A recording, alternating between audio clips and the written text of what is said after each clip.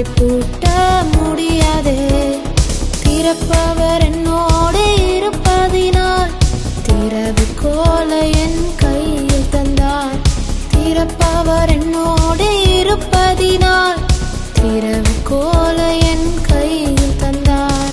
1 பேதுரு 5ஆம் அதிகாரம் அதனுடைய 7வது வசனம், அவர் உங்களை விசாரிக்கிறவரானபடியால் உங்கள் கவலைகளை எல்லாம் அவர் மேல் வைத்து விடுங்கள். இந்த வார்த்தையை கேட்டுக்கொண்டிருக்கிற எனக்கு அன்பான தேவ பிள்ளைகளே, கவலையோடு கூட இருக்கிறீங்களா? கவலை உங்களை அழ வைத்துக் கொண்டிருக்கிறதா? கவலை உங்க வாழ்க்கையிலே ஒவ்வொரு நாளும் பாரத்தையும் வேதனையும் கொடுத்து கொண்டிருக்கிறதா?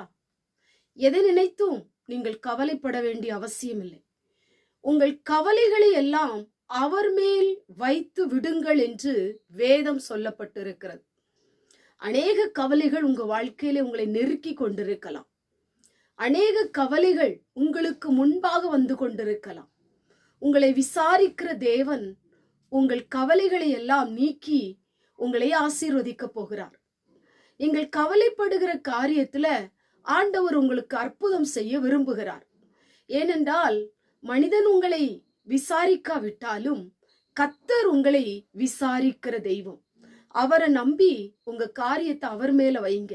ஆண்டவரே, நான் கவலைப்படுகிறேன், என் கவலைக்கு ஒரு அற்புதம் செய்யும். இந்த கவலை என்னை ஒடுக்கி கொண்டிருக்கிறது. இந்த கவலை நித்தமும் என்னை அழ வைத்து கொண்டிருக்கிறது. எனக்கு ஒரு அற்புதம் செய்யும் ஆண்டவரே என்று சொல்லி அவர் சமூகத்துல, அவருடைய பாதத்துல உங்க கவலைகளை எல்லாம் வைத்து ஜெபிக்கும் பொழுது நிச்சயமாய் தேவன் உங்களுக்கு ஒரு பெரிய காரியத்தை செய்வதற்கு அவர் வல்லமையுள்ள தகப்பனா இருக்கிறார். குழந்தை இல்லையே என்கிற கவலையோடு கூட இருக்கிறீங்களா? கடன் பிரச்சனையை நினைத்த கவலையோடு கூட இருக்கிறீங்களா? சரீரத்திலே வியாதியை குறித்து, பலவீனத்தை குறித்து கவலைப்பட்டு கொண்டிருக்கிறீங்களா? என் பிள்ளைக்கு என்ன எதிர்காலம் அமையலேன்னு சொல்லி கவலைப்பட்டு கொண்டிருக்கிறீங்களா? இன்னும் அநேக இடங்களிலே நான் அலைஞ்சு பார்த்துட்டேன், என் வாழ்க்கையில இந்த அற்புதம் நடக்கல என்று சொல்லி நீங்க கவலைப்படுறீங்களா? கவலைக்கு தேவன் ஒரு மருந்தாய் செயல்படுகிற தகப்பனா இருக்கிறார். கவலைகளை எல்லாம் அவர் மேல் வைத்து விடுங்கள். அவர் வசனம்தான் உங்களுக்கு மருந்து. ஆண்டுடைய வார்த்தை தான் உங்களுக்கு மருந்து. அவர் உங்க வாழ்க்கையிலே அற்புதம் செய்வார். கவலைகளில் இருந்து உங்களை முற்றிலுமாய் விடுதலையாக்குவார். எந்தெந்த காரியத்தை நினைத்து நீங்கள் கவலைப்பட்டு கலங்கி அழுது முறையிட்டு கொண்டிருக்கிறீங்களோ அதிலே கர்த்தர் உங்களுக்கு பெரிய காரியத்தை செய்ய போகிறார். ஆண்டவரை நம்புங்க, ஆண்டவர் மேல விசுவாசமா இருங்க, ஆண்டுடைய வார்த்தையை பிடித்து கொள்ளுங்க. இன்றையிலிருந்தே உங்க கவலைகளை அவரிடத்தில் சொல்ல ஆரம்பிங்க. உண்மையோடு கூட ஜெபிங்க. தேவ சமூகத்திலே இந்த வார்த்தையின்படியே ஆண்டவரிடத்துல சொல்லி நீங்கள் ஜெபிக்கும் பொழுது உங்கள் கவலைகளை மாற்றி உங்களுக்கு ஆண்டவர் ஒரு அற்புதத்தை செய்வார். உங்கள் கவலைகளை எல்லாம் நீக்கி உங்களை வாழ வைப்பார். உங்களை தலை நிமிர்ந்து நிற்க செய்வார். கண்களை மூடி ஜெபம் பண்ணுவோம்.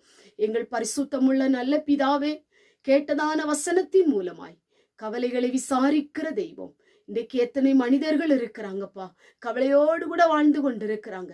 இந்த கவலையிலிருந்து எப்படி ஆயிலும் எனக்கு ஒரு விடுதலை உண்டாகாதா, இந்த கவலை என்னை விட்டு மாறாதா என்று சொல்லி அழுது கொண்டிருக்கிற அநேக பேர் உண்டு. அவருடைய கவலைகளிலிருந்து அவங்களை விடுதலையாக்கும். இயேசுவின் மூலம் ஜெபிக்கிறோம் பிதாவே, ஆமென்.